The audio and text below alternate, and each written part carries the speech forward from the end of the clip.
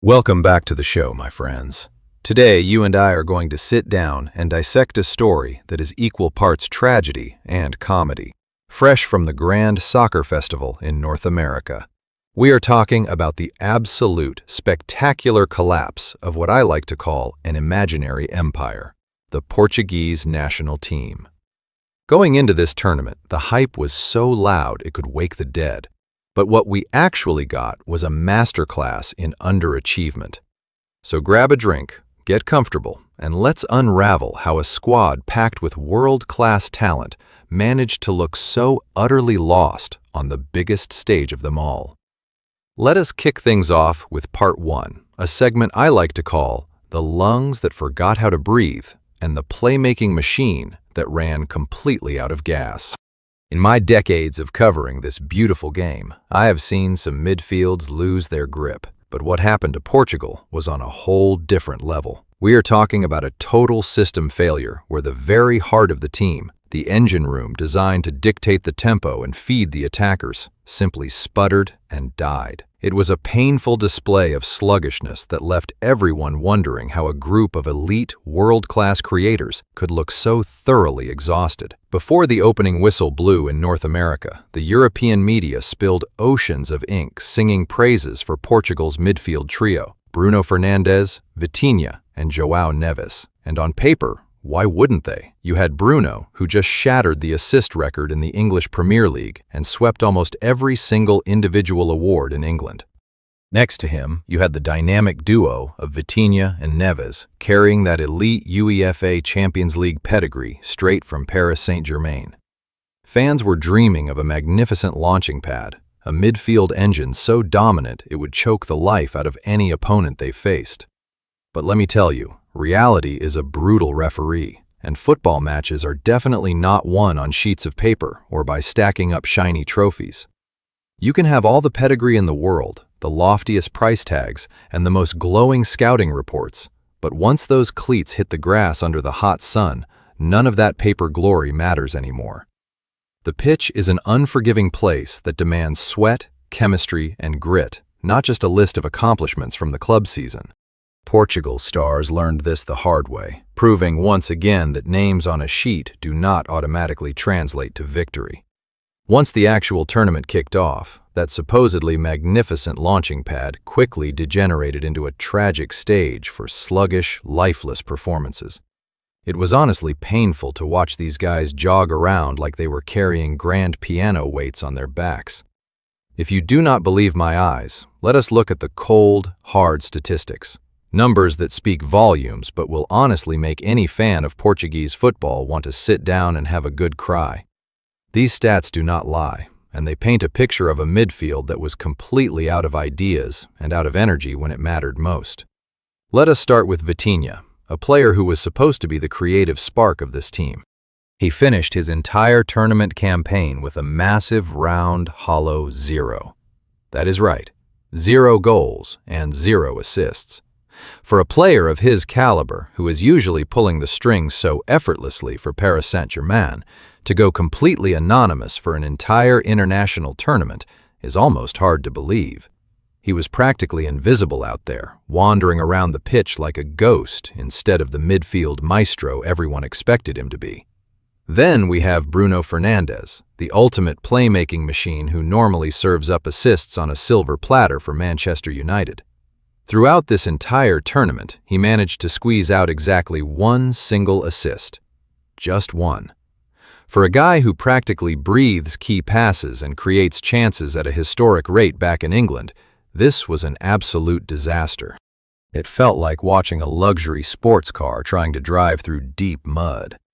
He was frustrated, overcomplicating the simplest plays, and looking completely disconnected from his teammates.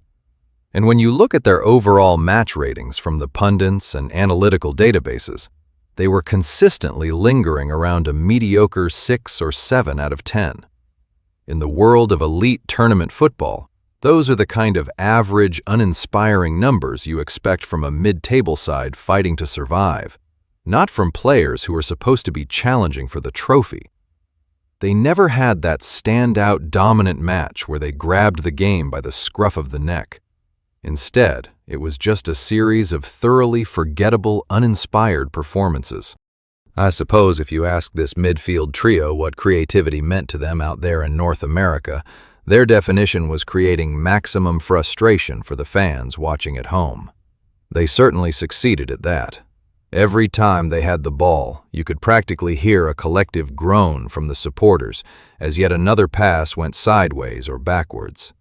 It was a masterclass in how to take absolute technical brilliance and somehow turn it into the most tedious, uncreative, and agonizing style of play imaginable. Truly a baffling display from players of their caliber.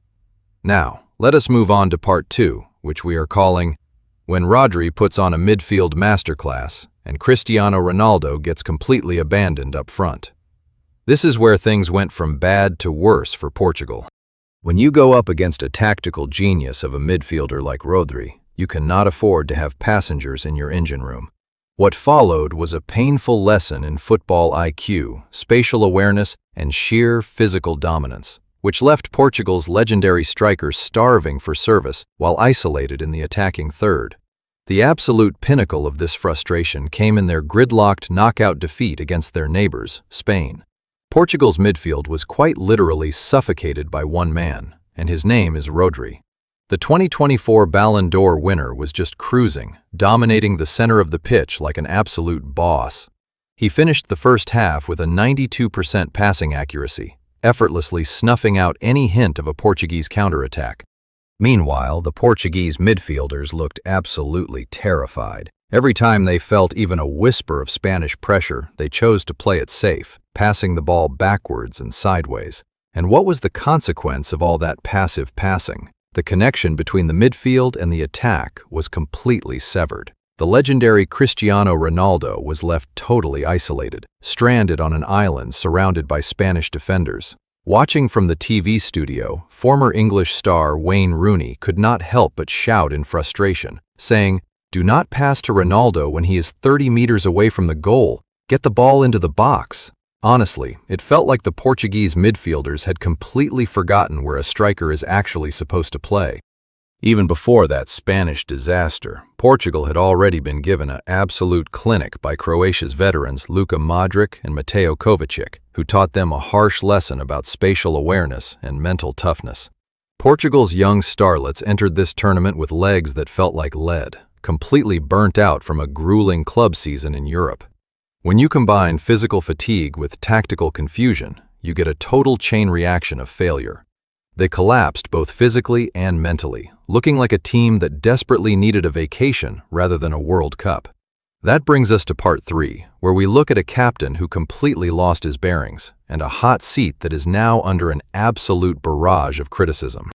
You can have the most expensive, talented squad in the world, but if the man at the helm does not have a clear map, the ship is going to crash straight into the rocks. Roberto Martinez found himself in the eye of a media storm, facing intense scrutiny from fans and pundits alike, who were demanding answers for why this golden generation looked so thoroughly lost on the pitch. Look, you and I both know that an army cannot win a war if the general has no idea where he is going. Coach Roberto Martinez deserved a big fat 0 for tactical innovation in this tournament. His stubborn conservatism was honestly laughable if it was not so incredibly frustrating. In that do-or-die match against Spain, with his team completely suffocated, he kept Gonzalo Ramos, their goal-scoring hero, glued to the bench for 90 minutes.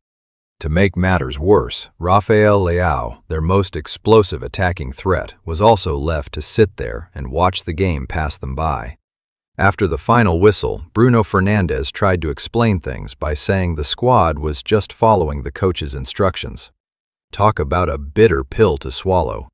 He also complained about the relentless media pressure, whining about how fans first demanded a midfield of Bruno, Vitinha, and Joao Neves, only to then scream for Bernardo Silva or Ruben Neves when things went wrong. It sounds like classic finger-pointing to me. When you are a professional earning millions, blaming the fans for wanting a functional starting 11 is a pretty weak look. Let us wrap this up, my friends. Football is a game where you can never please everyone, but the sluggish, ghost-like performance from Portugal's superstars certainly put a massive smile on the faces of their opponents. Packing their bags and heading home in the round of 16 was a bitter, painful pill to swallow, but let us be honest, it was a completely logical conclusion. When you have a squad overflowing with expensive world-class individual names, but absolutely zero collective chemistry or fighting spirit, you do not deserve to go any further in a World Cup. I want to say a huge thank you to all of you for listening to today's breakdown. Now, you and I might not always agree on the tactics, so I want to hear your thoughts. Make sure to leave your comments down below and let me know who you think is to blame for this Portuguese disaster. Do you blame the players, or does this land squarely on the manager? Hit that subscribe button, share this with your fellow soccer fans, and I will see you all in the next episode of the podcast for more football talk.